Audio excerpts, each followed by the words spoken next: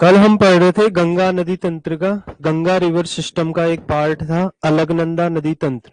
ठीक है, तो इसमें मैंने बताया था कि दो नदियों के मिलने से गंगा नदी बनती है और एक नदी का नाम था अलकनंदा और दूसरी नदी कौन सी थी?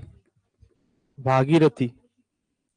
अब इसमें हम पढ़ चुके हैं कि गंगा नदी कहाँ से निकलती है और अलकनंदा के बारे में हमने पूरा पढ़ लिया है।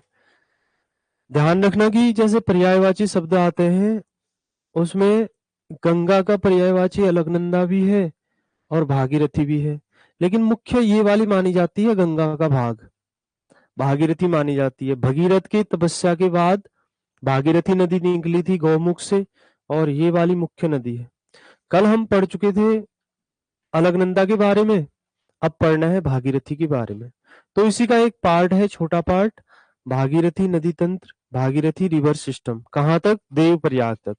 और अलकनंदा रिवर सिस्टम किस ग्लेशियर से कहाँ तक? सतोपंथ ग्लेशियर से और देवप्रयाग तक। ये वाला गौमुख से देवप्रयाग तक। अभी एक सर्वे आया है जैसे वाडिया इंस्टीट्यूट का, तो वाडिया ने बताया है कि गंगा के उद्गम क्षेत्र में 1.7 किलोमीटर इतने क्षेत्र के जो ग्लेशियर हैं वो पिघले हैं। ग्लेशियरों के पिघलने में इतने मतलब ग्लेशियर 1.7 किलोमीटर तक ग्लेशियर पिघले हैं। पिछले बहुत सालों का, लगभग 50-60 सालों का उन्होंने एक सर्वे निकाला है। 1.7 किलोमीटर ग्लेशियर पिघले हैं। गंगोत्री जो ग्लेशियर है उत्तराखंड का सबसे बड़ा ग्लेशियर है और यहीं से भागीरथी नदी का उद्गम होता है। ठीक है, ग्लेशियर लगातार पिघल रहे हैं। कैसे? तापमान बदलने से, ग्लोबल वार्मिंग वगैरह, इस कारण से लगातार पिघल रहे हैं। अब हम भागीरथी नदी पढ़ेंगे। देखो भागीरथी कहाँ से निकलती है। मैप में तो समझ आ जाएगा ना आपको। मैप में दिखाना है दोबारा? मैप में दिखाने से उतना फायदा नहीं, कल मैंने दिखाया था आपको। इसमें ऐसे ध्यान रखना, पहले उत्तरकाशी डिस्ट्रिक्ट है, उत्तरकाशी जनपद के बाद दूसरा जनपद आता है टिहरी जनपद, और टिहरी जनपद के ही क्षेत्र में एक देवप्रयाग नामक स्थान है और यहाँ पर देवप्रयाग में आकर ये अलकनंदा से मिल जाती है। कल आपने पढ़ा था यहाँ से अलकनंदा नदी आती है इधर से और इस तरह से अलकनंदा में दोनों का संगम होता है। किस किस का? अलकनंदा, अलकनंदा और भागीरथी का दोनों का संगम होता है देवप्रयाग में। इसके बाद आपने पढ़ा था कि देवप्रयाग से आगे ये गंगा के नाम से बहती है। अब एक चीज ध्यान रखना कि गंगा का उद्गम कहाँ से होता है, गंगा कहाँ से निकलती है, ऐसा क्वेश्चन आए तब आपका आंसर क्या होगा? गौमुख ही होगा। क्या होगा आंसर? गौमुख। अगर ऐसे क्वेश्चन आए कि भागीरथी कहाँ से निकलती है, तब भी आंसर गौमुख ही है, या गंगोत्री ग्लेशियर या गौमुख।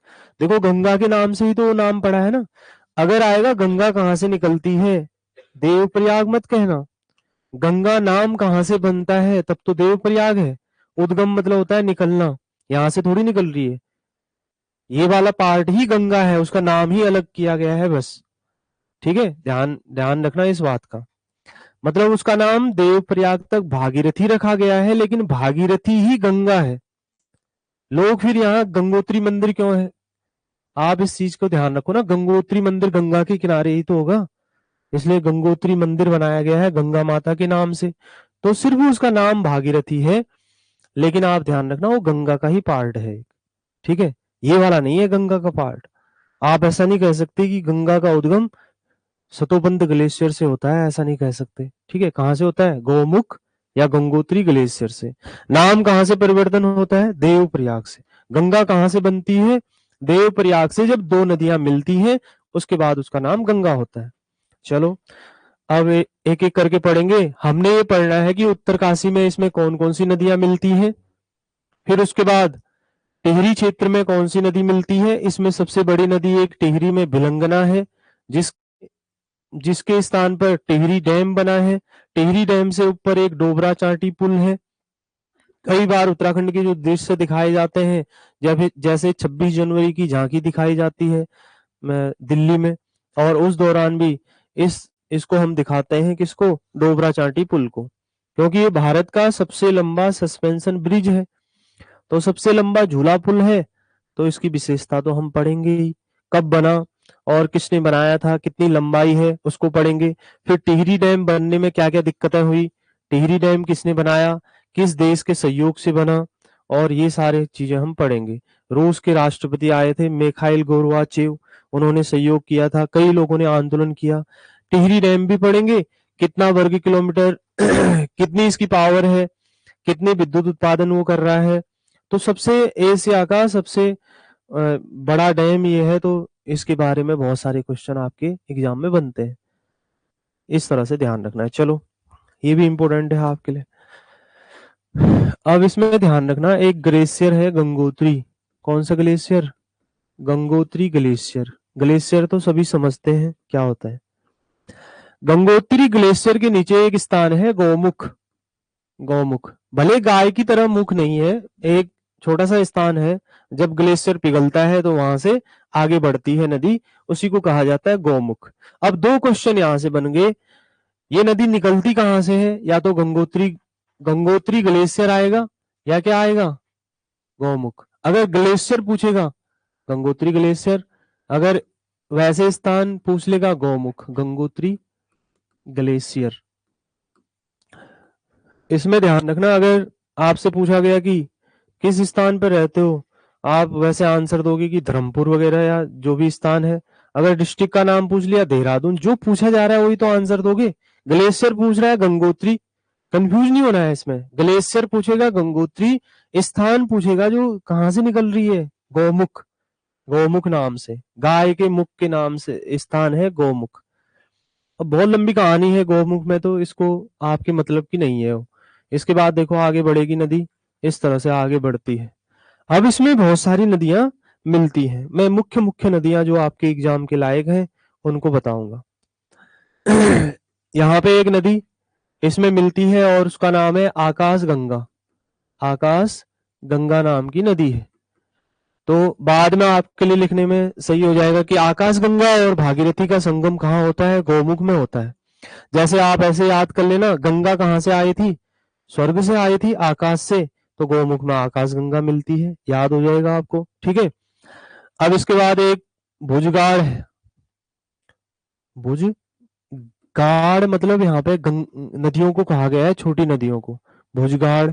फिर एक रुद्रगाड़ है, रुद्र गंगा उसको कहते हैं, रुद्र गंगा। फिर एक इसमें केदार गंगा आती है, केदार गंगा।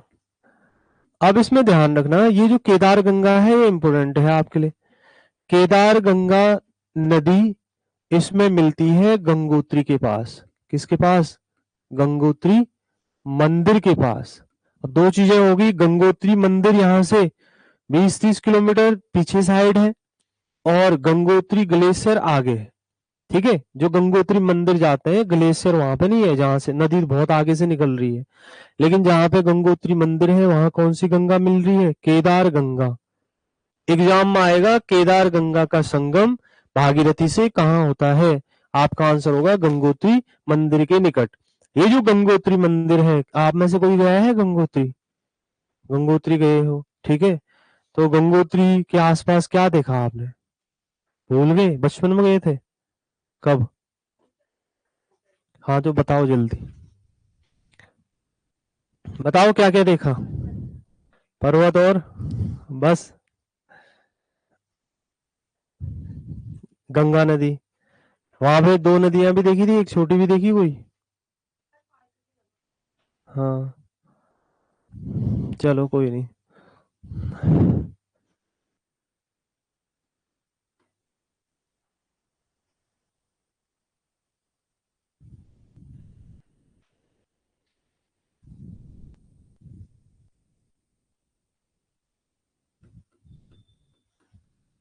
ये क्वेश्चन आपके एग्जाम में बना था, नेलंग घाटी है एक उत्तरकाशी में, और नेलंग घाटी थांगला दर्रा, नेलंग घाटी की जगह आप इसको थांगला दर्रा लिखेंगे, सही हो। एक मिनट रुकना, लिख तो नहीं दिया, नहीं लिखा, इसको लिखो थांगला दर्रा। थांगला दर्रा, दर्रा आप जानते हैं ना, पास। थांगला नाम का पास है, किस जनपद में होगा? सारा चल रहा है उत्तरकाशी में, जितनी चीजें आपको दिखाई दे रही है सब उत्तरकाशी में है। गौमुख कहाँ है? आएगा उत्तरकाशी। गंगोत्री ग्लेशियर उत्तरकाशी। ये नदियां कहाँ है? उत्तरकाशी। अभी टिहरी में आएंगे, मैं अलग से बता दूंगा, ठीक है। जैसे चमोली में पढ़ा था ना आपने, 3 प्रयाग कहाँ थे चमोली में? विष्णु प्रयाग, नंद प्रयाग, कर्ण प्रयाग। उसके बाद रुद्रप्रयाग कहाँ था? रुद्रप्रयाग डिस्ट्रिक्ट में। देवप्रयाग कहाँ था? टिहरी डिस्ट्रिक्ट में। ऐसे आप ध्यान रखना, थांगला दर्रा है, और थांगला दर्रा से जो नदी निकलती है उसका नाम है जाड़ गंगा। जाड़ गंगा। यहाँ पे देखो, जो भोटिया जनजाति है उनके जाड़ भोटिया रहते हैं यहाँ, उनका नाम उत्तरकाशी में जाड़ी है। भोटिया आप जानते हैं, भोटिया एक जनजाति है, तो उन्हें उत्तरकाशी में जाड़ कहते हैं। और यहाँ से जो नदी निकलती है ये मिलती है लंका में। अब तुम्हें ऐसा लग रहा होगा लंका कहाँ से आ गई यहाँ? एक लंका श्रीलंका में, एक लंका उत्तरकाशी में। उत्तरकाशी में भी लंका है और यहाँ मिलती है। इस घाटी को बोलते हैं भैरव घाटी। भैरव घाटी इसको कहते हैं। समझ में आ गया इतनी चीजें? क्या याद करना है? देखो, अगर घाटी का नाम आएगा भैरव घाटी से और किस स्थान पर मिलती है, इसको ध्यान करना। क्या बज रहा है इसमें?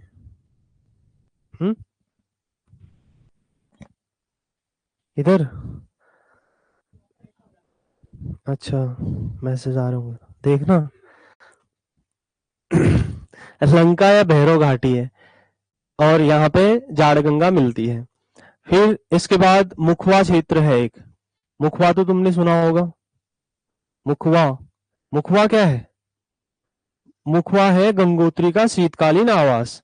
जैसे मैं आपको धार्मिक स्थलों में बताऊंगा, 4 धामों के इनके शीतकालीन आवास होते हैं। शीतकाल मतलब ठंडियों में इनकी पूजा कहाँ होती है? यहाँ संभव नहीं है पूजा कर पाना, तो इनको शीतकाल में ठंडियों में यहाँ लाया जाता है। जैसे दीपावली के बाद गंगोत्री भैया दूज को गंगोत्री यमुनोत्री धाम के कपाट बंद होते हैं, और कपाट बंद होने के बाद इनकी डोली यहाँ से मंदिर से डोली उठाकर ले लाई जाती है मुखवा गांव में।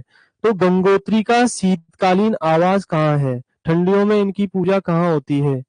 तो होती है मुखवा गांव के मारकंडे मंदिर में। तो मुखवा गांव में ही एक नदी मिलती है इसमें, उसका नाम है हत्याहारिणी। हत्याहारिणी है। अब ऐसे याद कर लेना, मुख मुख दबाया हत्या की, याद हो गया। मुखवा से हत्याहारिणी। कोई ऐसी ट्रिक याद करनी पड़ेगी ना आपको। हत्या को कनेक्ट करो मुखवा से, ठीक है। जाड़ को कनेक्ट करो लंका से, या रावण को ठंडा हो गया तो लंका याद कर लेना। कोई ऐसी ट्रिक अपने आप बना लेना तुम, ठीक है, जैसे तुमको याद करने में सुविधा हो। केदार, केदार से गंगोत्री को लिंक कर लेना। बाकी ये इतने इंपोर्टेंट नहीं है। अब आपको ऐसा लग रहा होगा कि रुद्र गंगा कहाँ मिलती है? भाई कोई धार्मिक स्थान है नहीं तो क्या बताया जाएगा वहां? कुछ भी नहीं। जब धार्मिक स्थान होगा मैं बता दूंगा आपको। गंगोत्री तो फेमस मंदिर है ना, तो पूछने की संभावना ज्यादा है। और ये गौमुख भी फेमस है, बहुत ऐसा स्थान है कि लोग यहाँ जाते हैं, इसलिए उसको बताया गया है। मुखवा भी है, भैरव घाटी, ये लंका वगैरह उत्तरकाशी में है। तो ये क्वेश्चन बना था कि ये नदी कहाँ मिलती है। अगर घाटी का नाम आएगा भैरव घाटी, और सीधे स्थान में लंका है। वैसे लंका ज्यादा फोकस करना आप। फिर इसके बाद एक स्थान आता है झाला। झाला में सिया गंगा इसमें मिलती है। और एक स्थान है हरसिल। हरसिल, हरसिल सुना नाम? हरसिल, हरसिल में जैसे अभी आपदा आई थी, हरसिल में जलंधरी नदी है। जलंधरी नदी। हरसिल को देखो, इसको यहाँ सेब पाए जाते हैं और विल्सन प्रजाति के सेब मिलते हैं यहाँ। एक व्यक्ति था फेडरिक विल्सन। फेडरिक विल्सन, वैसे ही समझ लो, इसको लिखने की आवश्यकता नहीं है, अब बाकी आगे भी आएगा। फेडरिक विल्सन अंग्रेज था और सेना में था अंग्रेज, और भाग गया, ये भगोड़ा था। बाद में यहाँ रहने लगा मसूरी में, सेना से भागकर। और मसूरी के बाद इसको लगा कि अंग्रेज लोग इसको पकड़ लेंगे। सेना से भागने के बाद बहुत प्रताड़ित किया जाता था, उसे सजा दी जाती थी। तो जब ये मसूरी में नहीं मिला, उसके बाद ये चला गया और पहाड़ों में, तो हर्षिल में रहने लगा। लेकिन अंग्रेज लोग ऐसे थे कि बहुत कारोबारी थे। ये हर्षिल में रहते हुए सेब के बागान इसने उगाए थे वहां। विदेशों से सेब के पौधे लेकर आया, हर्षिल में सेब उगाया, क्योंकि वहां की जलवायु, इसको पता था कि ऐसी जलवायु है, सेब उग सकते हैं। आज हर्षिल सेब की दृष्टि से संपन्न क्षेत्र है। यहाँ पे विल्सन प्रजाति के सेब उगते हैं आज भी। तो उसका जो प्रजाति है उस सेब की, उसका नाम ही लिखा गया है विल्सन। ठीक है, फ्रेडरिक विल्सन था। यहाँ की महिला से इसने विवाह कर लिया। आपने पुर्तगालियों और अंग्रेजों की नीति समझी होगी, अगर कोई विधवा महिला है उससे विवाह कर लो। अगर यहाँ से सही संबंध रखने हैं, लोग आपका विरोध न करें, तो क्या करना पड़ेगा? विवाह कर लो। राजा महाराजा नहीं करते थे, विवाह कर लेते थे। तो विवाह के बाद अच्छे संबंध हो जाते हैं। अगर विवाह कर लिया, सारा रिश्ता नाता जुड़ गया। इसको राजा विल्सन, हल्सन साहिब और गढ़वाल इसको कहा जाता था। राजा विल्सन के नाम से जानते थे इसे। और यहाँ पे इसने सिक्के भी ढाल दिए। पानी के मार्ग से लकड़ी का व्यापार किया और जल मार्ग से ढुलाई की थी। जैसे यहाँ से लकड़ी काटता था, पट्टे पर लिया जंगल, पट्टे पर लेना मतलब 1 साल के लिए किराए पर लिया, और लेने के बाद यहाँ से जंगल काटे और इस नदी में बहाता था और अंग्रेजों को बेचता था। तो पानी के माध्यम से, इतना दिमाग वाला था ये, इसने पूरा साम्राज्य बसा दिया यहाँ।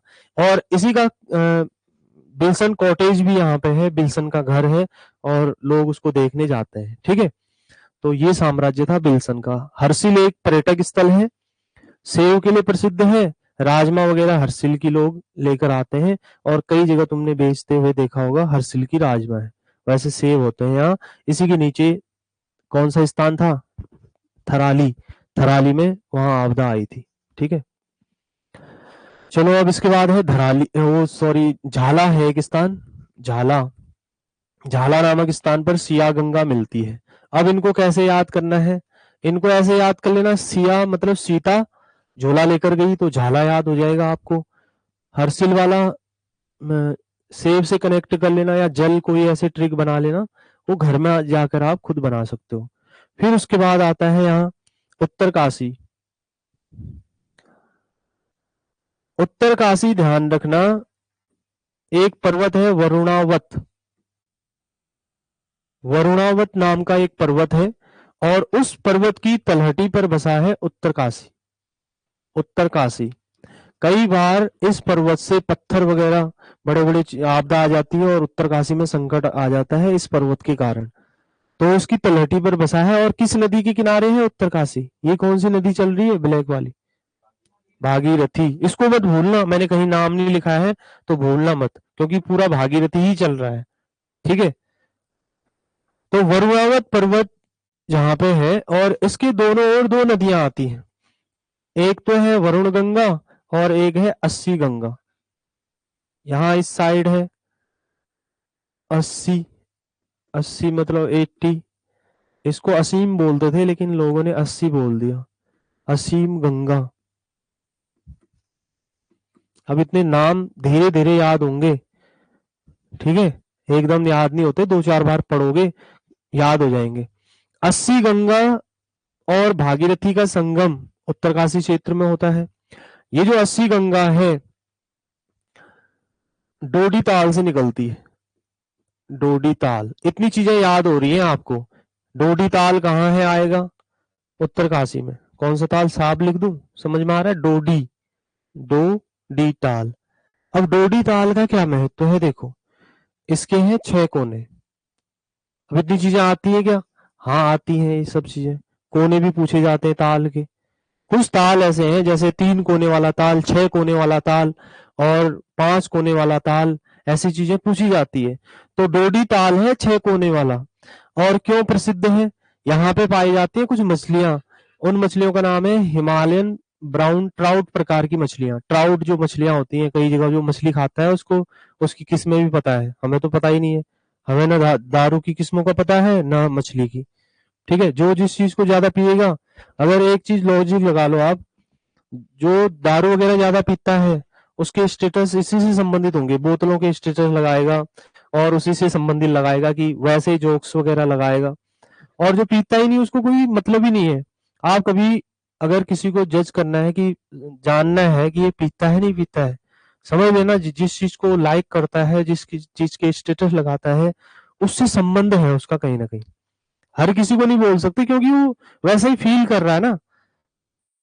तो यहाँ भी ऐसा ही है। अब मछली जो खाता है उसको पता है कि ट्राउट प्रकार की मछली कैसी होती है। यहाँ पे रंग बिरंगी जो मछलियां होती हैं, हिमालयन ब्राउन ट्राउट, ट्राउट मछलियां कहते हैं, ट्राउट प्रकार की मछलियां पाई जाती हैं। तो वो तो मैं लिखाने में लिखा दूंगा, अभी आप ऐसा समझ लो गंगा निकलती है। और एक गंगा और है, उसका नाम है वरुण गंगा। वरुणावत पर्वत है तो इस नदी को बोलते हैं वरुणा नदी या वरुण गंगा, वरुणा नदी। अब ध्यान देना इसमें काशी कितने लोग गए हैं आप में से? काशी, काशी विश्वनाथ, काशी वहां वाला कोई नहीं गया है।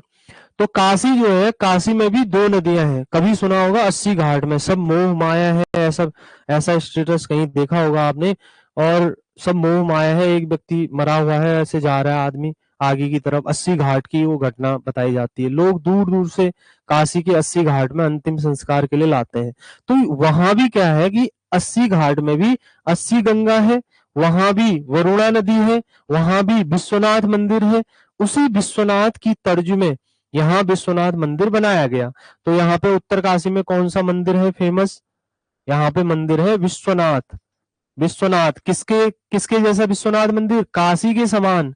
लोग यहाँ तीर्थ पुरोहित इसको काशी बनाना चाहते थे और इस विश्वनाथ मंदिर का निर्माण सुदर्शन शाह ने किया था। तो ऐसा ही विश्वनाथ मंदिर है।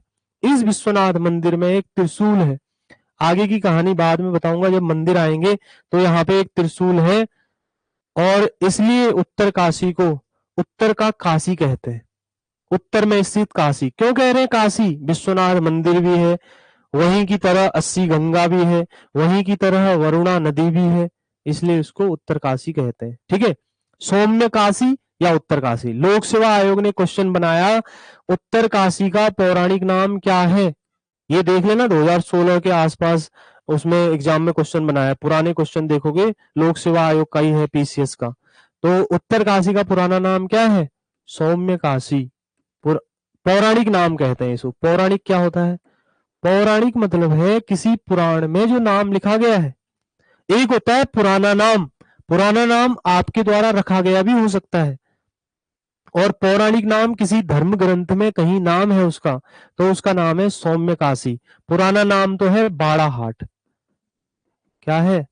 बाड़ाहाट है इसका पुराना नाम। किसका? उत्तर काशी। पुराना लोगों ने रखा, देखो अपने आप समझ आ जाएगा बाड़ाहाट नाम कैसा आ रहा है, जो लोगों ने रखा है। बाड़ाहाट मतलब 12 गांव में हाट क्या होता है? हाट बताना आप पीछे, आप बताओ हाट क्या होता है? हाट, हाँ उनको भी बोल रहा हूँ। किसको आता है इसमें हाट क्या होता है? आपको आता है हाट मतलब? हाँ मेला, मेले को हाट बोलते हैं। ठीक है, जैसे बाजार वगैरह ये है। हाट लगी है नहीं बोलते कि हाट लगी है मार्केट में, हाट लगेगी यहाँ शनिवार की हाट, वही हाट है। 12 गांव में हाट लगता था इसलिए इसको 12 हाट बोलते हैं। उत्तरकाशी जब जाओगे यहाँ पे एक मंदिर है और उसका नाम है विश्वनाथ मंदिर। विश्वनाथ, ठीक है, विश्वनाथ क्या है? मंदिर है।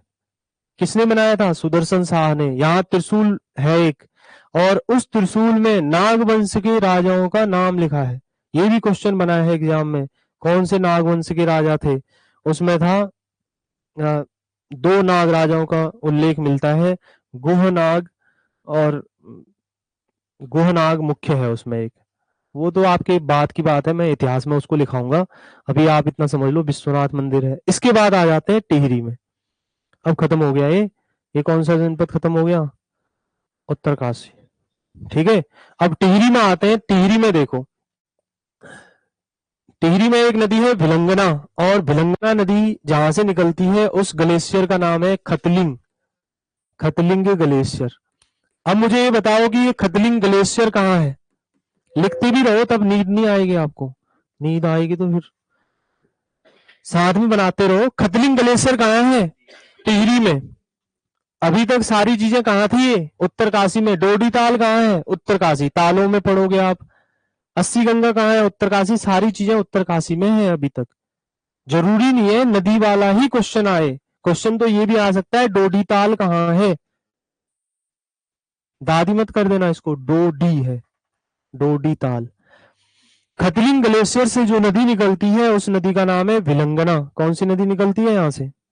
विलंगना। नदी का नाम है विलंगना। विलंगना और भागीरथी का संगम कहाँ होता है? टिहरी में। टिहरी में। और यहीं पे कौन सा डैम बना है? टिहरी डैम। यहाँ पे बना है Tehri dam. Tehri dam. Tehri dam से पहले क्या था यहाँ पे? इस प्रयाग को बोलते थे गणेश प्रयाग। अब इसको समझ लो, यहां तक समझ आ गया पहले तुम्हें? मैं इसी वाले को आगे बना रहा हूँ, यहाँ पे थोड़ा जगह की कमी हो रही है। क्या बनाया मैंने देखो, ऊपर से मैंने एक नदी दिखाई आपको, भागीरथी। कौन सी नदी? भागीरथी। और ये टिहरी जनपद में चल रहा है। यहाँ मैंने बताया आपको एक ग्लेशियर है, उसका नाम है खतलिंग। कौन सा ग्लेशियर? खतलिंग ग्लेशियर। एग्जाम में पूछा जाएगा कि ये विलंगना नदी कहाँ से निकलती है, तो आपका आंसर होना चाहिए खतलिंग ग्लेशियर। और इस नदी का नाम है विलंगना। विलंगना नदी है, विलंगना रिवर। ये क्वेश्चन बहुत बार बना है कि टिहरी डैम किन दो नदियों पर है। आपका आंसर होगा भागीरथी नदी और विलंगना नदी के संगम पर यहाँ पे क्या है? टिहरी डैम। टिहरी डैम बनने से पहले यहाँ पे इस प्रयाग को कहा जाता था गणेश प्रयाग। गणेश प्रयाग। ऐसा क्वेश्चन भी आ सकता है, गणेश प्रयाग किन नदियों के संगम पर था? गणेश प्रयाग किन नदियों के संगम पर? विलंगना और भागीरथी के संगम पर। और बाद में यहाँ पे डैम बना दिया गया, तो ये डैम बन गया टिहरी डैम। टिहरी डैम बन गया, टिहरी डैम। इस तरह से आपने ध्यान रखना है। टिहरी नाम क्यों पड़ा होगा? टिहरी नाम इसलिए पड़ा, त्रिहरि इसका नाम था, लोगों ने बिगाड़ कर उसको टिहरी या टिबरी कर दिया। क्या नाम था इसका? त्रिहरि। त्रिहरि इसलिए बोलते थे, दो नदियां तो ये हैं, एक नदी गुप्त रूप से मिलती है, लोगों का ऐसा मानना था। चलो, इससे ऊपर यहाँ पे प्रतापनगर और नई टिहरी के बीच में यहाँ पे है डोबरा चांटी पुल। इसको भी ध्यान रख लेना, किस नदी पर है? डोबरा चांटी। नाम सुना है डोबरा चांटी पुल? सबने? कुछ ने नहीं भी सुना होगा। सुना नहीं है तो अब सुन लो। डोबरा चांटी पुल है। अब देखो इसमें एक बार मैं डोबरा चांटी पुल के बारे में थोड़ा बता देता हूँ, फिर टिहरी डैम में आएंगे। देखो ये डोबरा चांटी पुल है,